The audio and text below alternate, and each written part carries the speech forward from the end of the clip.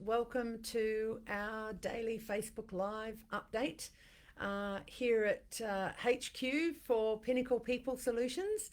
For those of you who don't know me, my name is Bronwyn Pearson and I'm from Pinnacle People Solutions, and our company provides a one-stop shop for all of your HR services, solutions, strategies, advice, support. And we specialise in supporting regionally based small to medium sized businesses and not for profit organisations. We are here to help you through and your business through these really challenging COVID-19 times. So today is our 16th week. I believe this week of being up here at 9:15 every weekday, providing updates for business owners, managers, and their staff on everything that is impacting or having the potential to impact businesses during these really challenging and rapidly changing times. So fear not, though, if you're not available at 9:15 on a weekday, these sessions are being recorded and archived. Good morning, everybody. Thank you for joining us. Look, great to see those of you back who have become regulars and new people as well. So as I said, we are live at 9:15 here every weekday morning, but our sessions are also recorded and available afterwards in Facebook, but also on our YouTube channel, in LinkedIn, on our website, accompanied by fact sheets.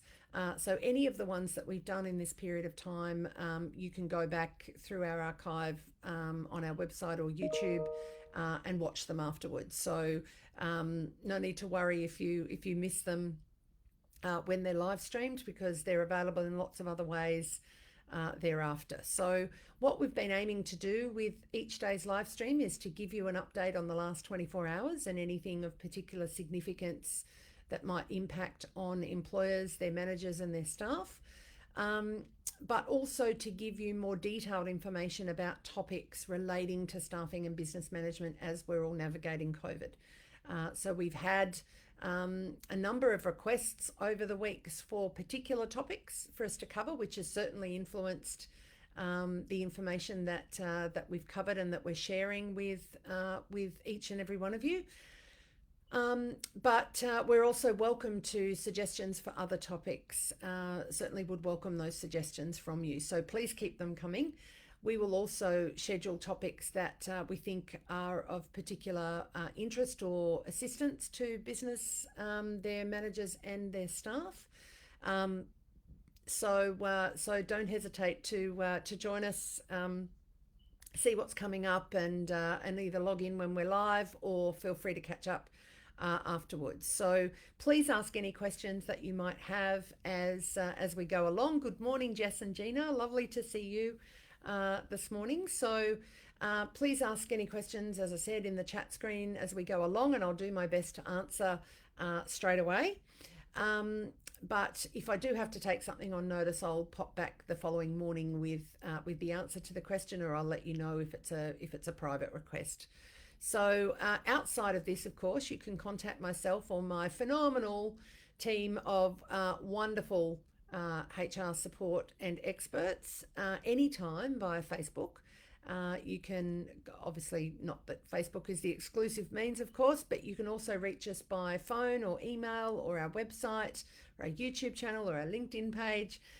We're out there in a whole range of different forms. So, and those contact details will go up into the chat screen this morning, and you can access those. We haven't really had much significant changes that have come in since yesterday on Wednesday.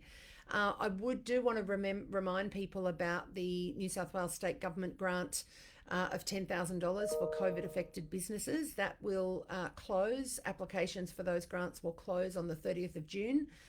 We will give you the link to that. Get up and have a look. You might have thought that you wouldn't be eligible, but there's every chance that you would be. So don't hesitate to do that. We were hoping to give you some more information about JobMaker, but we haven't had that come to hand yet. We will obviously be prefacing that in our update. As soon as we get that information, you'll hear about it the following morning. So So let's have a look at today's topic. Today's topic is what to expect when employees return to the workplace. Very open-ended question. Lots of different angles to consider this question from, and it kind of is partly connected to the session that I did yesterday in respect of the impact of staff returning to work and what that means for businesses. So please feel free to go back and have a look at that session, because it will sit nicely alongside what we're going to talk about today also. So look, the reality of the situation for the vast majority of us as business owners, managers, or staff is indeed that we almost had to transform our ways of operating and communicating overnight. About 3 to 4 months ago. So some of us had never had to work remotely before, and were forced into unfamiliar territory. Some of you will have had to have worked in cramped conditions on your kitchen bench or your dining table. For many, it's been a less than ideal scenario. And on top of that, a lot of you had homeschooling of children for some time while schools were closed and reconfiguring their delivery to online. So I guess, obviously that leads us to the obvious questions of what are some of the things that we can expect as we all head back to work, so to speak. And of course, that doesn't look like what it did 3 or 4 months ago either, and we'll get to that. Will there be nervous excitement for some? Yeah. Will it feel like post-holiday blues? Potentially that for others. But what we do need to be prepared for, I guess, as business owners, managers, and staff, is that there may well be a lot of disappointment. We've asked a lot from our staff over this period of time. They were not working from home in this time. They were at home during a crisis, trying to work. And I think that's incredibly important for us to remember. And to be appreciative of as people might start to come back to the workplace as such, or the workplace that they were in before things went crazy.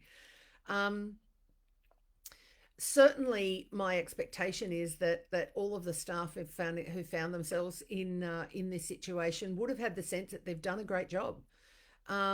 Sometimes they've worked late after hours catching up on work.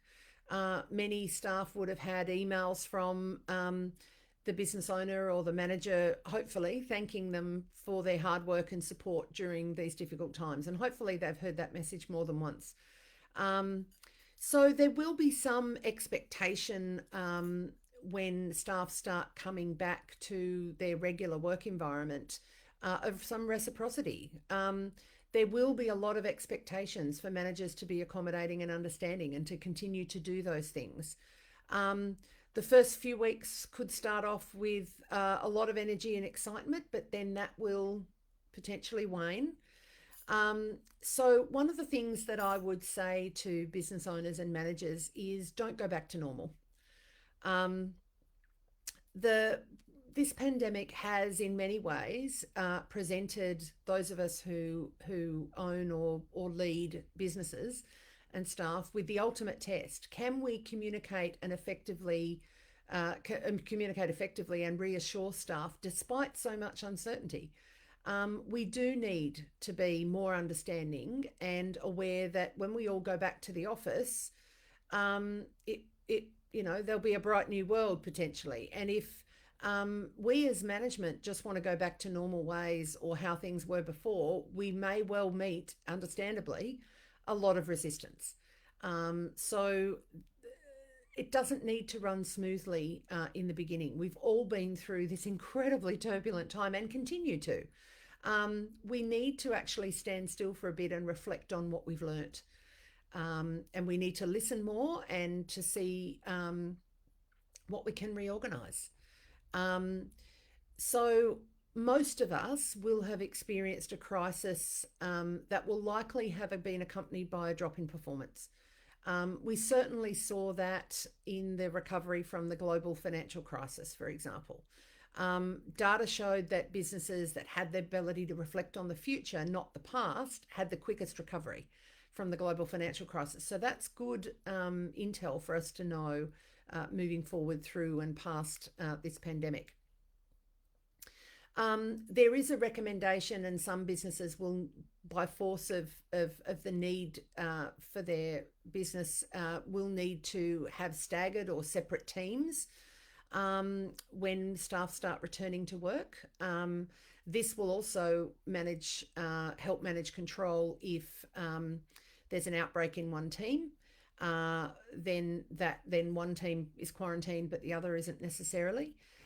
You can also do staggered starts and using the time in between to deep clean and then have another team come in. That might mean you need to stretch your opening hours. And of course, we do need to continue to minimise in-person meetings and gatherings as much as possible and maintain social distancing and the 4 square metre rule. So conference rooms, meeting rooms can be transformed into working spaces to maintain a safe distance. And look, this blended or hybrid approach is going to prove to be challenging because there'll be a lot of coordination involved in who is in the office, when, who's working from home. There should be clean arguments on when people go to work for deep collaboration, that there will be deep individual working. So it's incredibly important to be prepared for these things, with potentially having your staff or some of your staff come back into the workplace. The transition back to a physical workplace together will be slow, and it will be full of trial and error. So let's just put that out on the table. To the extent that we've already had to operate through trial and error in the last 3 to 4 months, it's going to continue to be that way. Every employee is going to have their own preferences in working, with some balancing and have had to balance carer responsibilities. It will be worthwhile for us as business owners and managers to have a bottom-up approach to organising schedules. And we need to trust our people to make this work. They will find ways to get it done. They have for the last 3 to 4 months. We are being required as leaders to take a leap in the dark because people are inventive, and they have been. They've shown that in the last 3 to 4 months in particular. So we as employers and leaders and managers need to be very understanding of people's circumstances, because COVID-19 has affected a lot of people and will continue to do so. People are exhausted. There's a lot of anxiety about the economy and job security and people's health and wellness. So we need to be incredibly mindful of those things as we potentially head back to a collective physical workspace, either in part or in full.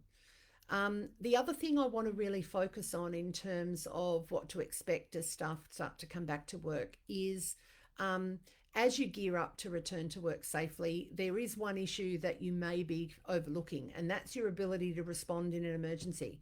Kind of ironic that I should be saying this in the current circumstances. However, but you need to think about this. What if some staff continue to work remotely and you no longer have a fire warden or a first aid officer on site? How do you manage social distancing while conducting fire and evacuation drills?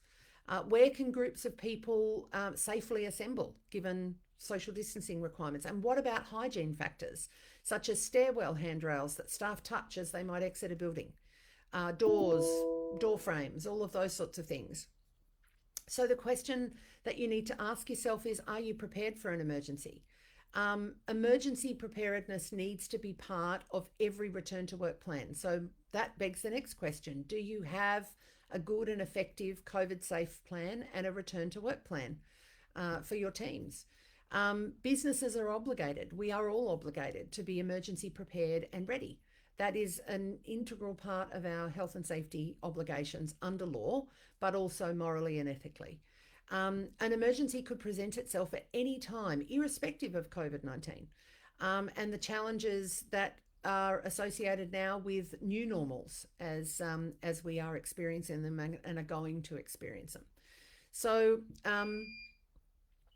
The challenge is not the evacuation in an emergency, but rather the ability or the challenges around conducting an evacuation in a way that is safe in the current COVID environment.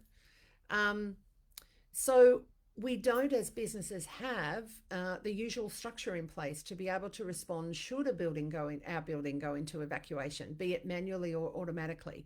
A simple evacuation out the front or back door or down the fire stairs, from going down the stairs single file, holding onto the rails to ensure sanitation points are set up and people are moving in one direction without crossover at 1.5 meters apart. Staggered return of employees also presents challenges for a safe to return to work, because if fire, as I said, or safety wardens are working remotely, other employees will need to be trained to step into those roles. Once you've got in place everything you can and you have the knowledge that you need, then you'll be comfortable to start welcoming people back into the workplace. But we really have to be careful, because we're not going to be sharing food in the office and going back to the good old times of 3 or 4 months ago. It's incredibly important for us all to be acutely aware of that and continue to have that awareness in place. So even taking aside the question of emergencies, all of us as organisations need to review our safety documents to ensure that our procedures and our processes are still effective for the current and foreseeable environments. So depleted staff numbers could pose safety risks for our businesses, especially if they're in safety critical roles. And we're going through huge changes, and we need to be extra careful to bring workers back safely. So some of the practical realities for what is it going to look like when you start welcoming people back into what to expect in welcoming people back into the work environment. And that's what can your staff expect, as well as what you need to be able to, for your staff to expect, and for what you need to have in place. First of all, do you have a COVID safe plan in place? And by that, I mean signage, protocols, use of shared facilities. Have you communicated these to your staff and to your customers and clients? There is a fantastic tool on the New South Wales Government website to enable you to become a COVID safe business. In New South Wales, there's a template for a COVID safe plan, industry specific guidelines, etc., which you can get access to. There is also of course, the National Cabinet very early on in the COVID situation decided that Safe Work Australia would be the repository for all the information that national system employers would need to make sure that they were aware of and complying with their COVID information and safety protocols for workplaces. So we'll give you that link also. So the Safe Work Australia website, you can filter the content using drop-down menus to find information and resources tailored for employers, small businesses, workers, the industry that you work in, and the health and safety topic that you'd like information on. You can also use the search bar on the Safe Work Australia website to find specific COVID-19 health and safety content, or to browse through information related to your particular industry. One of the other, so first of all, the practical realities have to be around preparedness and safety, and making sure that you're meeting all of your lawful obligations in preparation for staff coming back, and that you've communicated those frequently, often, and very effectively to your staff. The other point, practical reality, is that it won't be the same as it was.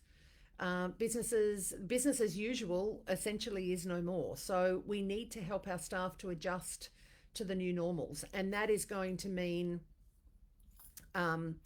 also helping them to appreciate and understand, and frequently reminding them about the changes to what's normal in the work environment.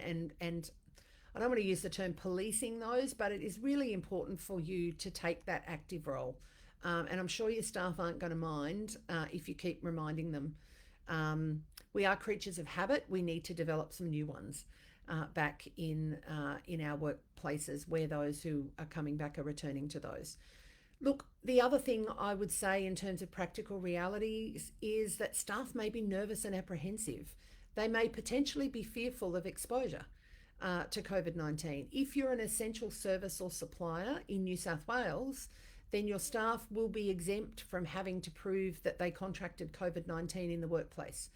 If they do contract it and they subsequently lodge a workers' compensation claim. So it's incredibly important for lots of different reasons that I've already touched on most of, that we communicate effectively, consult effectively, and really are understanding and appreciative of the fact that staff will be nervous and apprehensive, potentially fearful of exposure. And the more information and reassurance that we can provide and practical strategies, the better to support our staff. Staff may actually take quite some time to adjust after working remotely for such a period of time as we've already had. Some will really enjoy being back, and you might have to curb that enthusiasm a little bit in terms of so they don't leap upon people to give them hugs or breach the social distancing and the 4 square metre rule requirements. Some will really enjoy being back. Others may not. Dynamics will shift. People's attitudes and experiences may be different.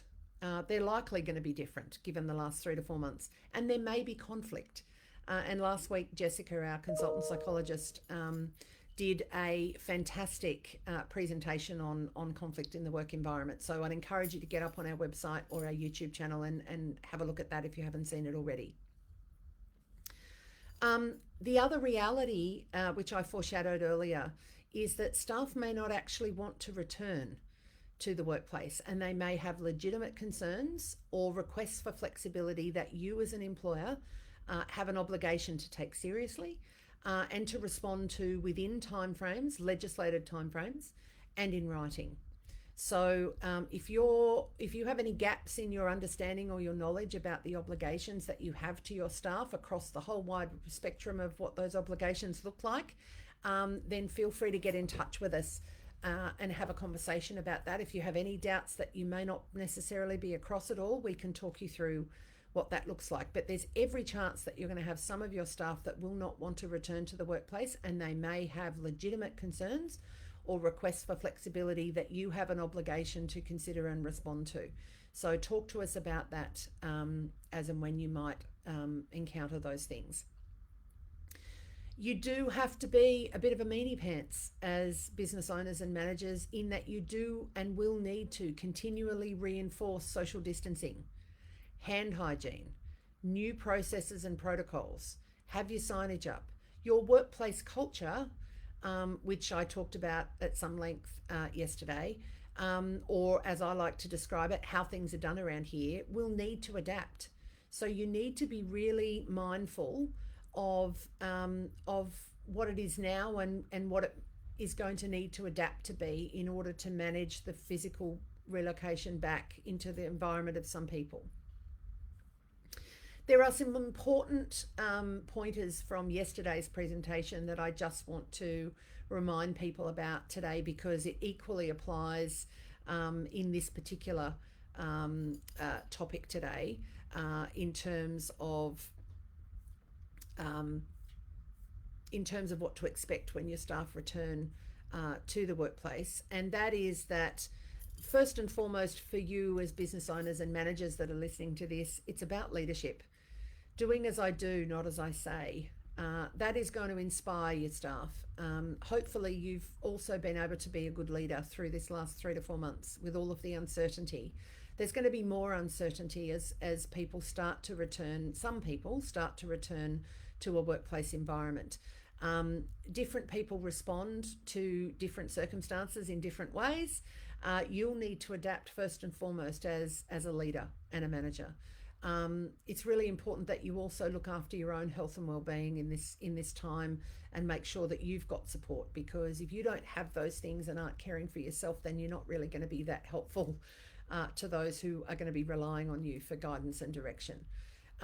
The other really important thing is communication, knowing where everyone is at any particular point in time and how they're doing. One style doesn't fit all those, so you'll need to adjust your communication styles to your different staff's needs. Consult. Really, really important. There's lots of obligations that you have lawfully to consult, but that's not what I'm talking about by and large. I'm talking about you involving staff. And if you've already been doing it, fantastic. Continue to involve staff in discussions about the business and ideas and strategies moving forward, because being included makes an enormous difference, and people are far more productive, research tells us time and again, when they feel that they're a big part of what's actually happening, and how they fit and contribute. The other thing that you need to be really alert to and mindful of is conflict. Acknowledge it and deal with it. Show leadership. A certain amount of conflict is actually constructive and healthy in any work environment, and it means that people feel comfortable to bring forward diverse opinions. But you need, as a leader, to manage that really well, and don't allow the same voices to dominate others all of the time. Some people might be more comfortable using their voice than others are, and you've got to find other ways for people to be heard and contribute that is in a way that's comfortable and meaningful for them. Dynamics are going to shift. They have shifted with remote working. They're going to shift again as people start to return to a central workplace. So you have to work even harder to be on top of where everyone is at. And that is an obligation and a responsibility that, as business leaders, owners and managers, that we have. And the final one, which I know I can be like a broken record about, but indulge me because it's actually really important, is confront performance and conduct issues. So the fact that we've had to work so flexibly and in so many different means, and the fact that that's changing up again as we potentially have some people go back to a physical work environment, albeit that looks different and will run according to different protocols. The fact of the matter is that there are going to be performance and conduct issues that you need to deal with from time to time. Humans are humans, and they perform great sometimes and not so great others. But here's the thing. The behaviour you walk past is the behaviour you accept, and nothing will demotivate your team more and blow a hole in really good workplace culture faster than not dealing with those issues. So talk to us. If you need some support, nobody likes to put their hand up for stuff like that. It's the least likely thing that managers want to have to do, but it's arguably the most important. So talk to us, we can help you. So, as I said, make sure you understand your obligations to staff, especially during COVID-19, where we've obviously got a whole range of additional obligations on top of what our normal expectations are. Make sure that you're consulting with your staff regularly. Keep records, put everything in writing, check your employment contracts, make sure that you've got them, and really good, well-worded ones in place, as well as position descriptions that make it clear what your staff are obligated to do and what your expectations are. Have good, relevant policy and procedures in place. Deal with performance or conduct issues now. Make sure that you also do it lawfully so that you can minimise your risk. And make sure that you're paying your staff correctly and entering into lawful agreements. If you're not sure about any or all of those things, or any of the things I've talked about today in terms of what to expect as staff start to return to the workplace, please get in touch with us. We'd be very delighted to have a no obligation free conversation with you to help you set you on the right path in terms of the things you need to be doing. We'd be delighted to help. So thank you so much for joining us. Any specific questions, don't hesitate. I haven't seen any yet in the chat screen, but don't hesitate to send them through to us. We'd be delighted to answer them. If you would like us to help you out in any of the myriad ways that we can support you in terms of your staffing and your workplace during this time, reach out. You can get hold of us in the, through Facebook, email, phone, website, all of those things. We'd be delighted to hear from you and walk you through how you might be able to respond.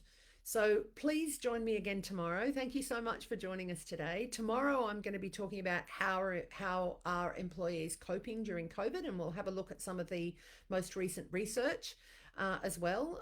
Those results are starting to come out now, and it's giving us some good guidance for how staff are coping, or in some cases not.